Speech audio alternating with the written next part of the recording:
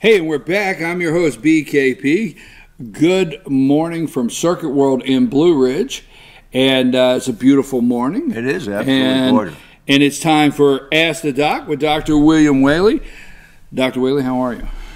I'm fine. I'm old, my back hurts, my foot hurts, and I'm not smart enough to put up these TVs in my house, you know what I'm saying? It's like when we used to visit Grandma. Grandma, how you feeling? Well, I got 50 catches in this leg and 50 catches in that leg. And, huh? Yeah. All right. Well, I was sitting here feeling dumb. You see this box here JR's got? JR, where are you? I'm over here. He's got this box set out here, and it says 5 easy step installation. Step 1, step 2, step 3. I wonder if he sends a guy out to the house to help you with step 1, step 2, step 3, because we got us a TV at the apartment down in Atlanta, and I thought it was a beautiful picture and everything. And my wife looked at it and says, "That's got the, it's got the, what does it affect? The soap opera effect." I said, "What the heck's a soap opera effect?" And this technician guy says, "Yeah, it does have a soap opera effect. You need to get something or other, something or other." So about for the last 3 or 4 weeks, they've been these wires laying on the table. I said, "What are these?" Those are what is it, video wires or something or other wires that you replace the cables with, and that'll get rid of the video effect. I said, "Yeah." I said, "That's good. You got the wires." He said, "But did anybody tell you how to put them on?" I didn't know. And it's back to that. I mean, I went to school for 26 years, and they gave something out of a box like that. I got to get my grandkids to put it together. You send somebody to the house to help them, JR? Oh, yeah. Okay, good. We can ask the JR sets it up for you. Right. We'll ask the medical question, but then we'll have somebody come over and set the clock. Yeah, right. Exactly. Absolutely. And that happened this last week on my car. I had to get the book out to set the daylight savings time on that new truck. Big pages in there on it. It's crazy. Go ahead. Okay, now I think all of us are in the same boat, so don't laugh. I think all of us have to figure out how to set the clock, the audio, or something. But I do know that Dr. Whaley will be able to help us with our questions this morning. We always have 3 to 4 questions that we ask the doc every Friday. And but before we get started, you have you have your tab, you have paperwork, and you have this coin with you. All right. This coin's for question number 1. So ask question number 1. Okay, our first question this morning for Dr. Whaley is, what can lead to blood pressure spike out of the blue if you are on regular blood pressure medicine? All right. This is a great question, and I thought with the recent change in definition of high blood pressure that's received a tremendous amount of publicity, that it was really time to spend a little time on high blood pressure. First of all, to make the question very easy, what can lead to a spike in blood pressure? I just want to take Amanda over there and imagine that Amanda is cruising down Highway 515 on her way back this morning, listening to Willie Nelson on the radio. Everything's packed up in the trunk of the car, and she's totally comfortable driving down the road. Her heart rate's 68, her blood pressure is 110/70, and a car darts out from the side and she has to slam on her brakes. Or she's on a lesser road and a kid kicks a ball out in the street and she has to slam on her brakes. In 1/10 of a second, her heart rate went from 70 to 150, and her blood pressure went from 110/70 to 180/110, all in less than a second. And that physiologic boost in blood pressure and heart rate is what is a protective mechanism we call fight or flight, so that when the dinosaur came down out of we were in the trees or the caves, it helped us run away. So the idea that blood pressure changes from second to second is a normal issue. This brings up a bunch of different questions. 1, you are already on regular blood pressure medication. That means that you have the knowledge that you have high blood pressure. High blood pressure is the condition that causes more doctor visits in the United States than any other diagnosis.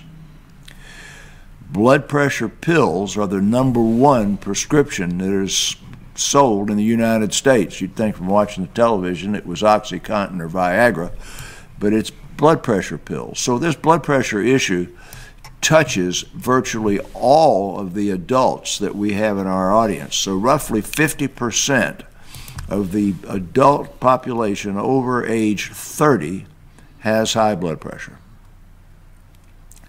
Nobody knows exactly how many of those are aware that they have it. In some studies, it's as high as 70%, and that tends to be urban populations with a pretty good educational level where people do go to the doctor often enough to get their blood pressure checked.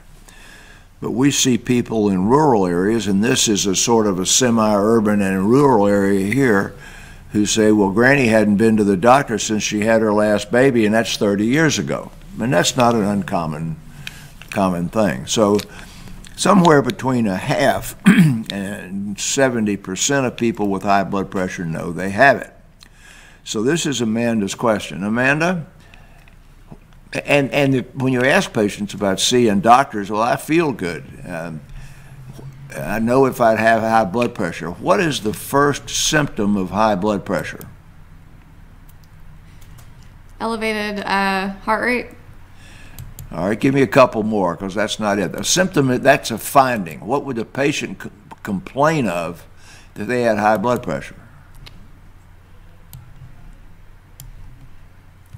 I'm not sure. All right, how about you, low blood pressure, BKP? so- What's that? What's the first symptom of high blood pressure?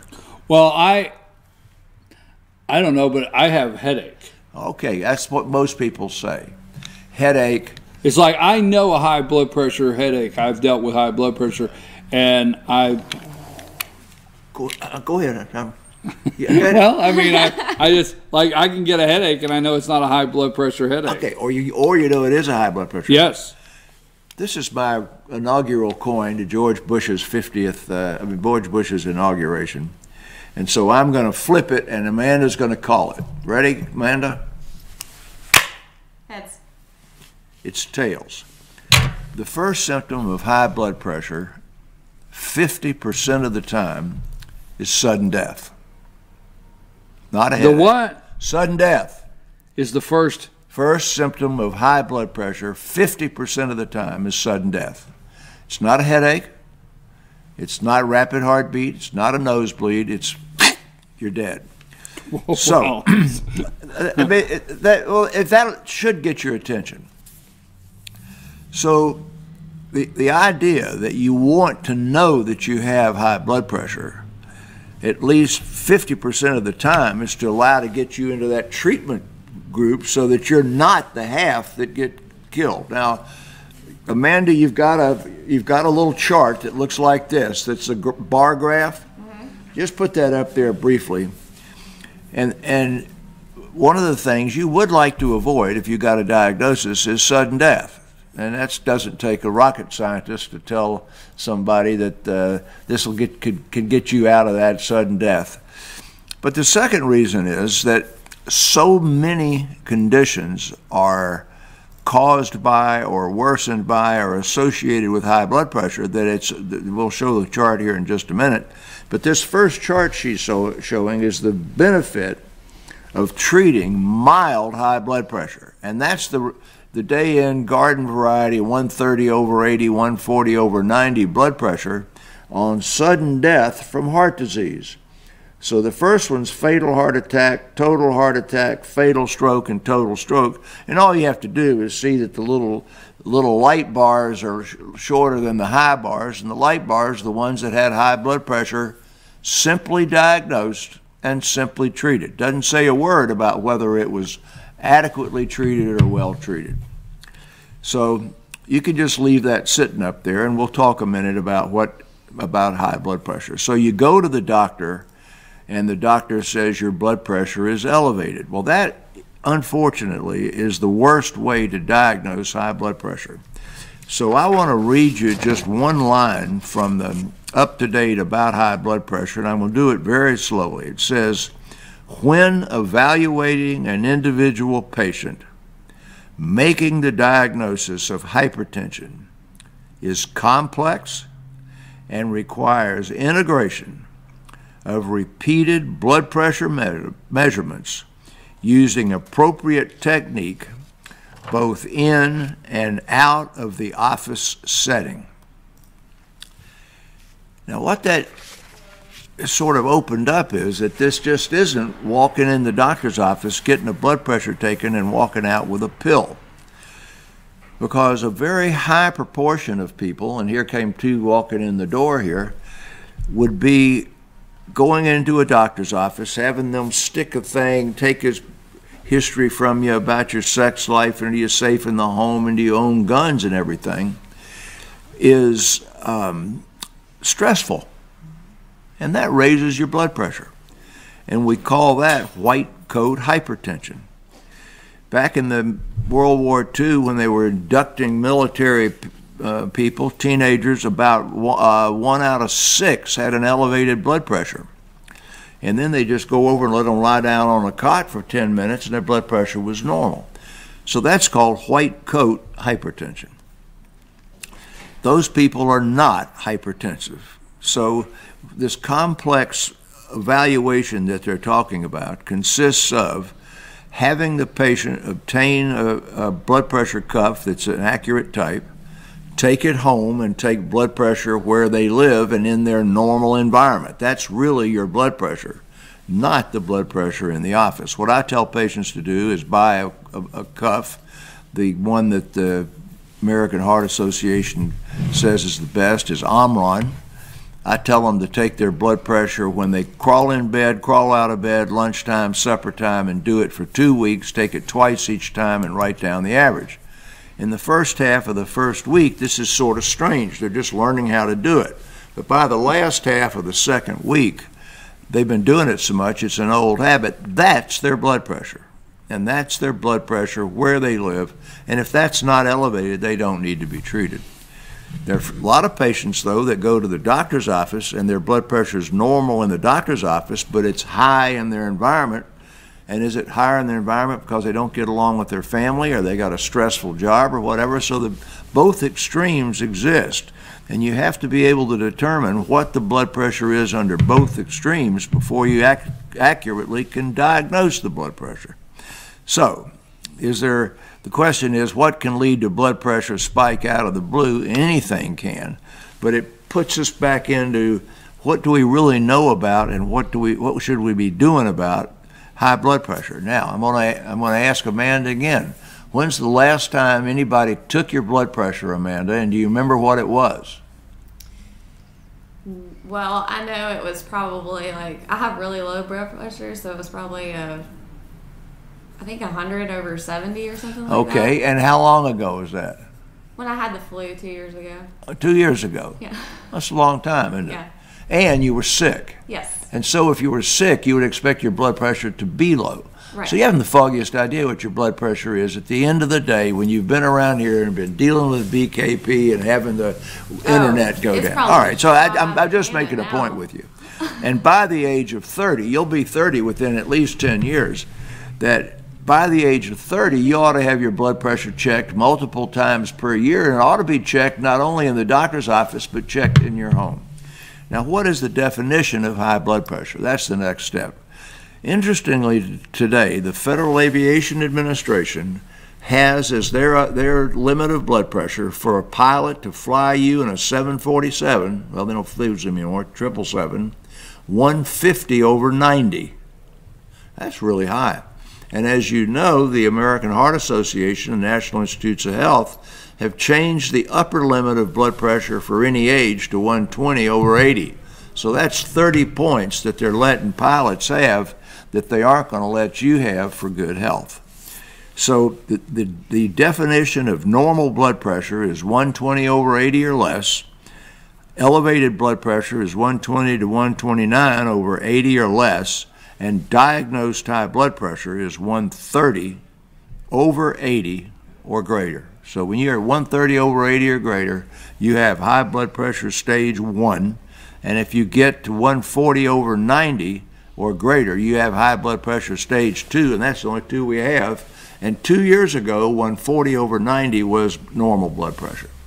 So people who have been told off and on that their blood pressure was normal have not gone back and had it checked under these new modern conditions, I would recommend that they go do it. Now, Sam, Amanda, you got another chart. That big one that confuses the heck out of you. I don't expect anybody to read it, but that's what's called a diagnostic algorithm. Is it up, Amanda? All right. If you look at that, that's about 12 lines of arrows and splits and stuff. And it gets started at the top with you going to the doctor and having your blood pressure at 130/90, and it goes all the way to the bottom before you are really diagnosed with blood pressure yes or blood pressure no. And then after you've gone through that big old thing, Amanda, show them that one that looks like the chart there. So many other diseases are associated with high blood pressure that the normal knee-jerk response of your blood pressure is elevated, let's give you X pill, needs a lot more precision than that, because there are blood pressure pills that you can take that'll benefit your other conditions. For example, if you're anxious and have high blood pressure, you choose this pill. If you're depressed and you have high blood pressure, you choose this pill. If your blood sugar is elevated and you have high blood pressure, you choose this pill, because those pills not only have a controlling effect on the blood pressure, but a beneficial effect on the diabetes or the blood fats or whatever it is that makes that other stuff go. Now, there's a few complications of blood pressure medications, and that you've got to have somebody that knows what they're doing to be able to monitor you so that you don't cause those things. So at the end of the day, the kind of short, I know it's a long answer, but one, many things will run that blood pressure up. Two, that means that people, once they get to age 30, need to know what their blood pressure is, need to know what it is frequently, and need to watch it. And if it's 120/80, they need to be doing something about it. Now, there's lots of different fancy tests, like an ambulatory blood pressure monitor they put on your arm and you wear for 24 hours. It takes your blood pressure every 15 minutes, day and night, and that tells you if you got sleep hypertension and hypertension in the afternoon. Those are not available generally in offices like you have up here in the country. Usually get those from your cardiologist, and the American Heart Association, talking about those machines, say this machine is the best thing you can use if your insurance company will pay for it, or the patient has the means to pay for it, meaning your insurance company is not going to pay for it, and it's another one of those things that they recommend that you can't get done. So that's enough about blood pressure. Is that enough about blood pressure? Well, I mean, yeah, it is. The 50% is just drops dead. That's a real number. That one bothered me a little bit, because I know I call it a blood pressure headache, and because I have dealt with that before, but let me ask you a question on blood pressure, okay? Because let me ask you a question. I tend to get worked up sometimes. Okay, everybody perked up really quick, so I tend to, on my show, I'll get worked up sometimes, right? So but it doesn't bother me. And people will say to me, they'll send me a message, say, "Oh Lord, I was worried you were going to have a stroke, or and you got all worked up, or I was worried, you're going to have." It doesn't bother me. I mean, I get worked up a little bit on the show. I get wound out, but then I feel good. I don't feel bad. You understand? I perfectly well understand. I mean, when a person gets really worked up about something or whatever, is that increase? Okay, you got two issues here. They say I have more than two issues, though. All right, but the first issue I want to kind of put to rest quickly, and that is that I have a high blood pressure associated headache. Most headaches of that type are called muscle contraction tension headaches, and your blood pressure may or may not be elevated. But if your blood pressure is elevated enough to be causing headache, then your high blood pressure is not appropriately treated. So let's just put that aside. What now? If your blood pressure is high enough to cause a headache, an intermittent headache, and you have that headache, and your pressure is elevated at that time, then that's not a simple muscle contraction tension headache, and it says your blood pressure is poorly controlled and it needs better control. So that's the high blood pressure patient who says, I have a high blood pressure headache. I want to get over here to the TV guy. You've got if you can remember the program, Network, where the guy sweated underneath his sleeves. It's such a great analogy.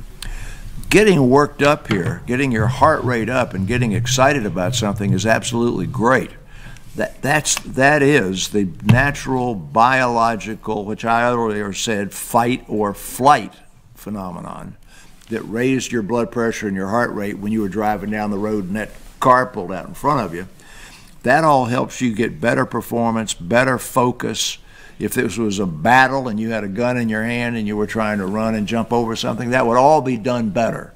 There is nothing about that reaction that is in any way harmful. Because once that reaction is over and you go out there and you sit in your car, you get to go home, put your feet up and smoke a cigar, it's gone. So that's helpful, not harmful. Don't worry about it. Okay. But if you really have a headache that's associated with an elevation of blood pressure, get Dr. Tidman to take better care of it. I believe in not taking that chance. Now, we have other questions, but the blood pressure question is so important, and trust me, you can get these segments. We put these segments up, Ask the Doc, on our YouTube channel, so you can share these with your friends. Great information. I don't want to... I want to give the time to our other questions, but that was just so important. Thank you very much.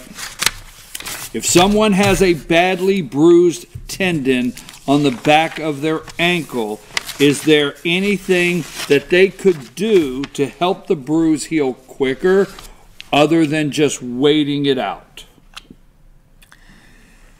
That's a really great question because it hits the definition of really bad.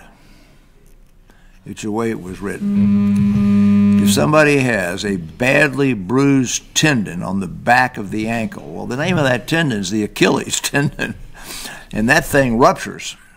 And when it ruptures, your season's over, whether it's basketball, baseball, or whatever it is, and you're on your way to the operating room. Most Achilles tendons are treated in athletes by surgical repair.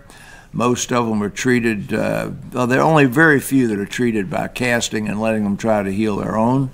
We had a very close friend here who's in the building business who jumped funny off the back of his pickup here a few weeks ago and got a Achilles tendon rupture. So we're going to make the assumption that this is strained, pulled, and badly bruised and not ruptured, because if it's ruptured, they need to be in the operating room. Now, can you show that picture of the girl on the chair? I got that picture up because it's a little easier for people to see than the one that's stretching the Achilles tendon.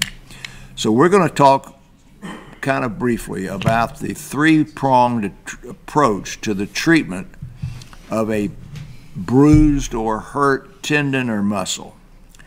This is a three-phase treatment, and absolutely there are things that you do besides just tincture of time. The immediate injury is treated with a intent to limit hemorrhage, which means bruising. Now it says bruising. So as soon as the injury occurs, you begin a treatment. We've heard this before, RICE: rest, ice, compression, and elevation. And in a lower extremity injury like this, the treatment for phase one, and phase one is only the phase to limit the hemorrhage, and that may be several days. And we'll tell you, how you tell, is weight bearing is tolerated with crutches. So if you've got this thing, you should be on a crutch or a cane. Ice massage, 10 to 15 minutes, 3 to 10 times a day. That's a lot of ice massage. What does that mean? It means you either have a paper cup in your freezer that becomes a big ice cube, you take it out, peel the paper off, insulate your hand, and then rub that thing with the ice, or you have it done in a baggie. You put it in a cold pack with pressure on it for 20 minutes. You put compression around the ankle. And then once you've got, and that might be a day or two, once you've got it to where it's not swelling anymore, you begin isometric contractions, which is sort of what that picture that Amanda's showing there. That one happens to be for a thigh bruise. The one for the ankle bruise is to do your foot like that. Now that period of time of phase 1 to limit hemorrhage, depending on how bad it is, might last 3 days to 8 or 10 days. The second phase is one that is really important. It's when you're trying to restore pain-free motion. So once you've got the hemorrhage limited, you've got immobility because you haven't been using the joint, and that then again becomes ice therapy or massage, 15 to 20 minutes, 3 to 5 times a day, and then whatever joint you've got, the appropriate stretch. And the one we've got there is actually for a bruise on the anterior. For the Achilles would be the one where you've got the wedge on the ground, and then you do that, and you are still not doing any exercise. You put the crutches down when the pain is gone, and when you have about 90% of your usual motion in that ankle. At that point, then you can go back to the phase 3, which is trying to get functional rehabilitation and to regain strength and motion and endurance in that joint. And then whatever it is you do, whether it's a stationary bicycle or walking or whatever you do, you increase that by less than 10% a week. Otherwise, you risk rupturing that Achilles tendon. So there's a lot of things that you do. It's in 3 very well set out phases, and if it's that bad a bruise, you need a professional to help you. Was that too much, Amanda, or is that okay? That's perfect. Perfect. I get you. All right. Okay, Dr. Whaley, our guest this morning, Butch Patrick, has showed up, and we're going to be with you in just about 5 minutes, but we got a couple more questions. We got to wrap up with Dr. Whaley. A small red non-itching rash appeared on the top side of my hands a week or so ago. The rash seems to be gone, but the places it was are still much drier and tougher than the other skin. Should I be concerned the rash is not fully gone? No, be happy. It's healing. There you go. All right, that's it. Be happy. Be happy that's healing. Okay. Can a person develop eczema as an adult? Okay, now Sam recycled that one because we talked about it a few weeks ago. Show that ugly arm there, would you? Eczema is usually a childhood disease. It is, in most cases, not disabling, and it is, by definition, an area of scaling, itching, with dozens and dozens of causes, most of which have some sort of an allergic family history or allergic personal history. And it would be 80% kids and 20% adults, and so adults can do it. So when you see that rash, how well did that rash show, Amanda? Pretty good? It showed good. Okay, that rash is a pretty common looking rash, right? You've seen that. Now just imagine that that's on your hands. You scratch it all the time, and you put stuff on it, it gets better and it gets worse. That's the definition of eczema, which is, you remember what the definition was? Because we said it was one of those things that had 2 words, atopic dermatitis. Yeah, I remembered that. There you go. I remembered that one. Is eczema, and it can occur in adults, and we're not going to go through all the allergy stuff today. We went through it a few weeks ago. Well, Dr. Whaley, anything, and I regret sounding like I'm putting pressure on you on 1 minute or less. All right. Now, see, let me hit the timer. Okay, first. Because we have a whole studio waiting for our next guest. Okay, in this studio, I see a couple of people who have asked me questions recently about what do I do about my friend or family member who has an addiction problem to get them into treatment. Okay. Okay. Now, every time something becomes popular, a fraud industry comes up around it quickly. Yes. All right. Yes. Last week I told you about the fraud injury of stem cell injections into joints. In the last year, with the opiate addiction, there have been 950 substance abuse centers that have opened in the United States that are fraudulent and that advertise on the internet and that have placed themselves such that they're the top hit under Google and have placed false testimonials so that if you really went to Google to try and get your brother into treatment, you would have a much higher chance of getting a fraudulent place than you would of getting a worthwhile place. And you would, and so the answer is stay off the internet. Now there's an urgency when you finally get your person to say, I'll go into treatment. You haven't got time to start writing letters or anything. You got to get something done instantly. So the recommendation of the National Addiction Society, of which I am a member, is that you find a hospital, a legitimate hospital that has emergency facilities where they evaluate people, or you find a mental health facility to trust. Like, for example, Emory's got a psychiatric hospital, and then we have some well-known psychiatric and addiction hospitals in Atlanta. And you get hold of somebody that you know that's got at least some sort of reputation that can give you a recommendation. Say, my cousin's in California, and you talk to somebody you trust in Atlanta to help you make that choice. Otherwise, you can end up with fraud. That was the biggest thing that came out this week. Thank you, Dr. Whaley. You don't want a Zika update, do you? No, I don't want it. Not a Zika update today. Thank you, Dr. Whaley. We appreciate. Ask the Doc. You can always find it on our YouTube channel, FYN TV, Fetcher News YouTube. You can find it there. Share it with your friends. Great information. If you ever have a question for the doctor, send that to info, INFO, at FetcherNews.com, and please put in the subject, Ask the Doc. Send us a question for Dr. Whaley. We'll get it to him throughout the week and hopefully get it on the show here, but get you an answer. I'm your host. If they're personal ones, we do it offline. Yeah, if it's personal, we do it offline, but we do send every question to Dr. Whaley. So, hey, right after these messages, we're going to have our all-star panel and a special guest. Butch Patrick will be joining us. You remember the Munsters? Butch Patrick, remember the Hot Rods? Oh, I can't wait for this segment. 10-year-old boy laying on the floor waiting for the Munsters to come on. I've dreamed of this show. Right, Rick? Say it. Right after these messages.